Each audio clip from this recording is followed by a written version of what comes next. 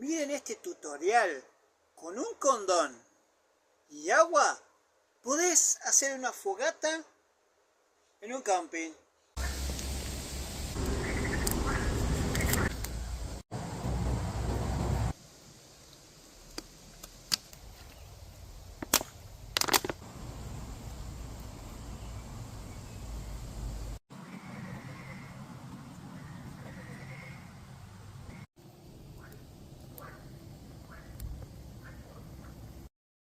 Lo malo es que si tú vas de camping con tus amigos y llevas un condón, ¿cómo le explicas a tu mujer,